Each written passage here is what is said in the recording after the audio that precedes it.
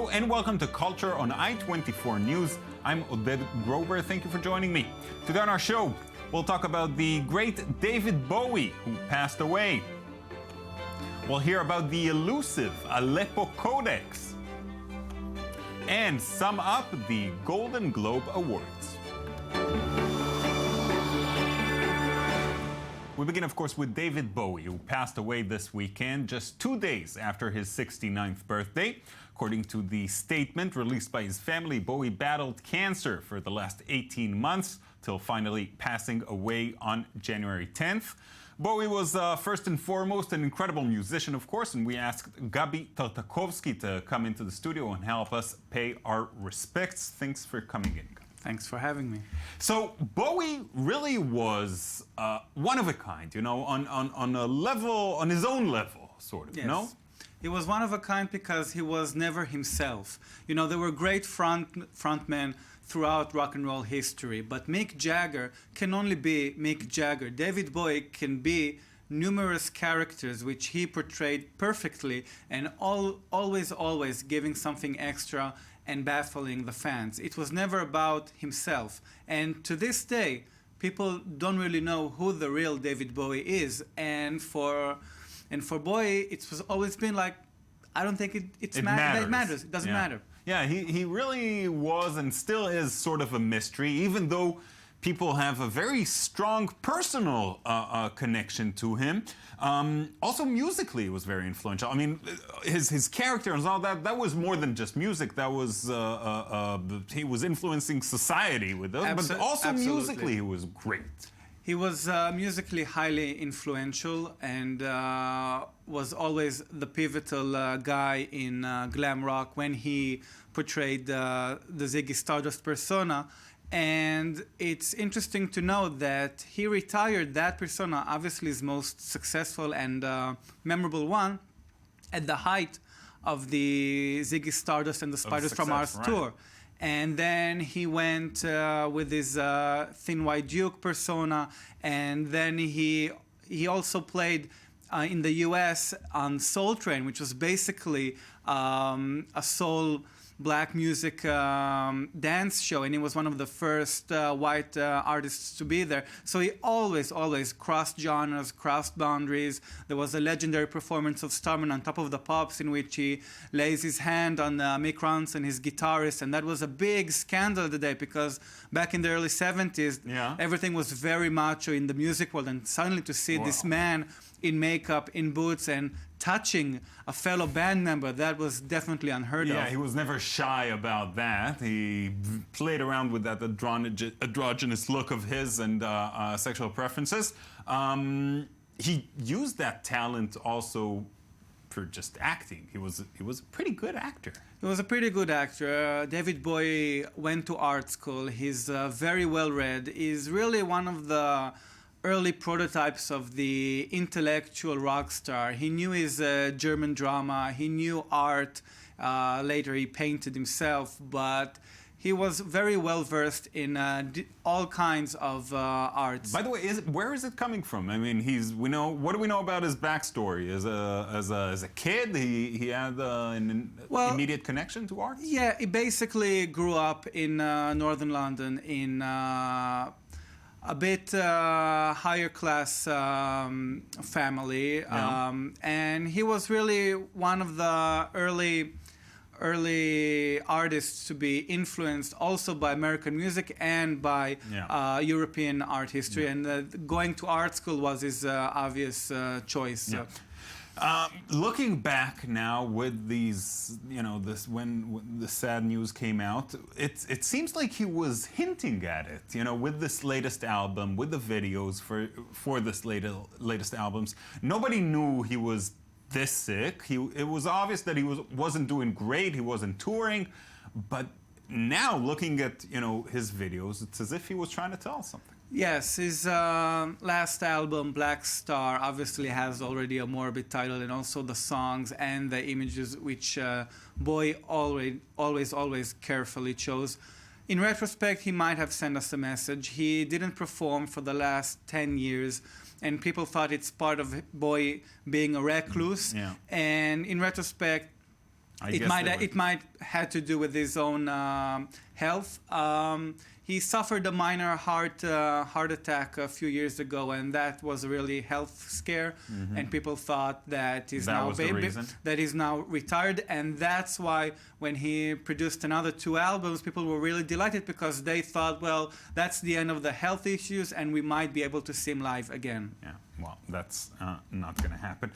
Gabi, thanks for coming. Before we go, though, you know, Bowie is now gone. A couple of years ago, we saw Lou Reed pass away, and there's this generation of greats that's slowly departing. Probably, you know, the Stones are probably going to stay forever. Yeah, they're going to bury us all. Yeah, but, you know, some are going away. Do you think that the pop world nowadays is still producing stars of this caliber to replace these aging stars? Well, there are major stars, but none of them have the same impact that Bowie had, and the diverse of his back catalog. That's why people mourn him so much and identify, because everyone, no matter what is your niche taste, can find something in Bowie, whether you're into rock or new wave or dance music. Bowie always gave something in that direction, and also he really was across the platform, and there are very few artists who can really be. He had something for everybody. Really be into that extent, because nowadays, well, you got your own sneaker, you got your own clothing line, but it's not as bold as a fashion statement like Bowie did. Like Bowie used to do. Yeah. Thanks, Gabi. What's your Bowie song? I'll have to go with Absolute Beginners. Absolute Beginners. Good choice. Thanks so much. All right, changing the subject now. The Aleppo Codex, one of the oldest, most accurate manuscripts of the Jewish Bible, also holds one of the biggest mysteries in Jewish history. What happened to the 190 pages missing from the manuscript? I-24 News correspondent Uri Shapira went looking for them, came back with this. It may be the most sacred manuscript known to the Jews and to Christians as well.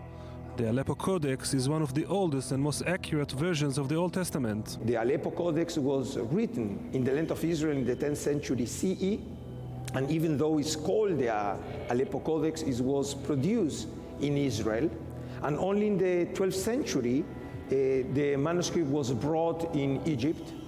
The manuscript was touched, used, and studied by the Maimonides, by the great Rambam. For hundreds of years, the Codex was kept in a synagogue in the Syrian city of Aleppo. In 1947, after a UN resolution established the State of Israel, anti-Jewish riots erupted in Syria, and the Aleppo synagogue was burned down and destroyed. The Codex, however, was smuggled out, kept in a safe place until arriving in Israel in 1958, when it was handed to then President Yitzhak Ben-Zvi. It became the property of the Ben-Zvi Institute in Jerusalem, but the Codex is significant not only for what's inside it, but also for what's missing.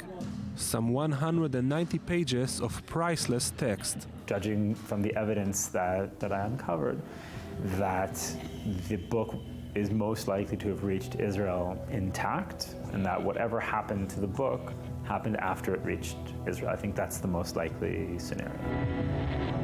Professor Eyal Ginao, director of the Ben-Zvi Institute, disagrees, suggesting the pages were lost during the 1947 riots in Syria. If parts of the Codex were lost after 1947 and were sold or kept in private collections, etc., I suppose that with the following of, the passing of 70 years, somewhere on the globe,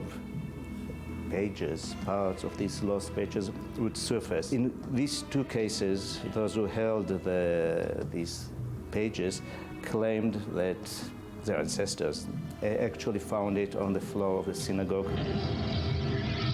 Friedman, however, does not rule out the possibility that the Ben-Zvi Institute itself had something to do with the disappearance of the precious pages. In an article, he highlighted that members of the Institute have resisted any investigation while failing to produce any evidence to dispel the suspicions. If you look into the story of the Codex, as I did, you find that many manuscripts are missing from the Ben-Zvi Institute, and that they went missing around the time that the Aleppo Codex reached the Institute.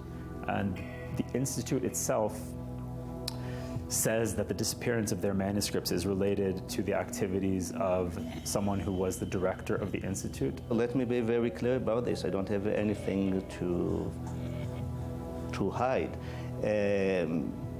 If a formal investigation would be conducted, we would be happy to assist. Equally contentious is the issue of ownership. Avi Dabach, a filmmaker who wants to make a documentary about the Codex, has conducted research into the matter. He believes that the Codex belongs to the Syrian Jewish community, which was forced out of Syria. היה משפט על זה בשנות ה-60. In the 1960s, the Jews of Aleppo sued the people who brought the Codex to Israel, claiming that it belonged to them for decades before being taken away in very problematic ways. The Israeli authorities decided to confiscate this item and then, from a position of strength, force an agreement on the community. It happened in many other cases as well. לא בעלות פרטית, בעלות ציבורית. 58 years after it returned to Israel, the mystery surrounding the Aleppo Codex still haunts members of the Syrian Jewish community. For them, and for many others, the Codex saga is still ongoing. Still a mystery. In a moment, we'll sum up the 73rd Golden Globe Award ceremony, but first, here's our cultural recommendation for today.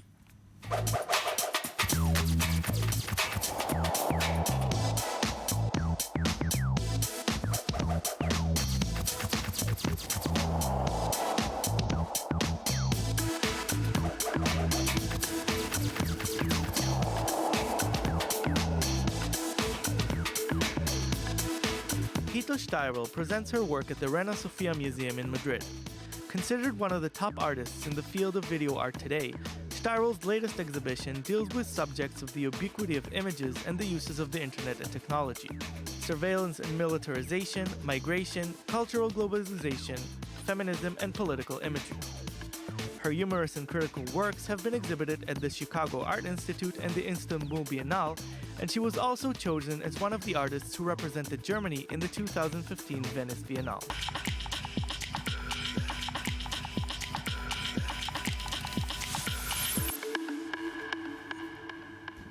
Avli Rosentzvi is joining me in the studio. Hey, Avli. Hello. We're going from sadness to celebrating the what? movies. Really? To another sadness. I don't know. One could argue. Yeah, the Golden Globes were weird as always.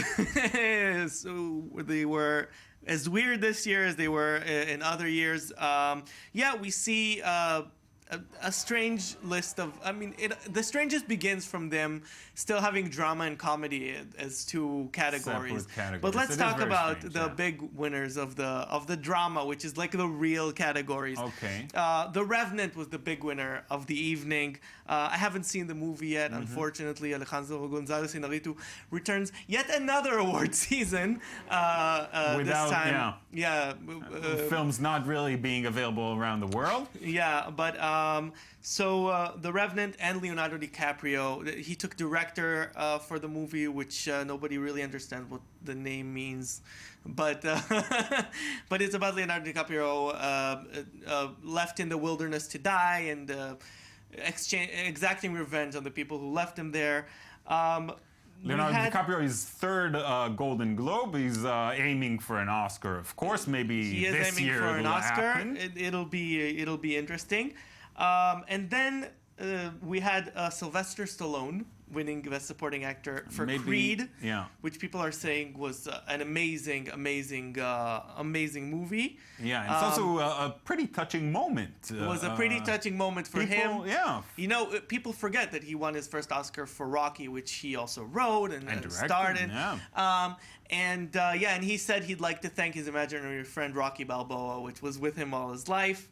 Another win that was sort of unsurprising was Brie Larson for Room, a movie which is supposed to be very tough to watch. It's about a woman who is held in a room captive with her son, and all he knows in life is this room. Okay. And then we start with the weird sort of choices, like for performance in a comedy, Jennifer Lawrence got for Joy. Yeah, which sort of came from out of left field because this movie wasn't considered a contender at all. It shouldn't be. And then Steve Jobs got a few consolation prizes. It wasn't really spoken about in the running, but Kate Winslet won for her role, which is actually a great role in the movie, and Aaron Sorkin won for the screenplay For writing, of which the is movie. totally understandable.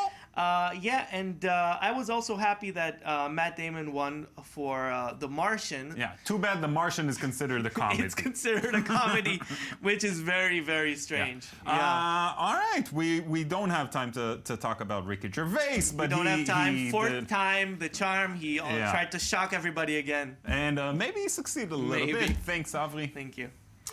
That's it from us for today. Thank you so much for watching, and please join us again tomorrow for another edition of Culture. Bye-bye.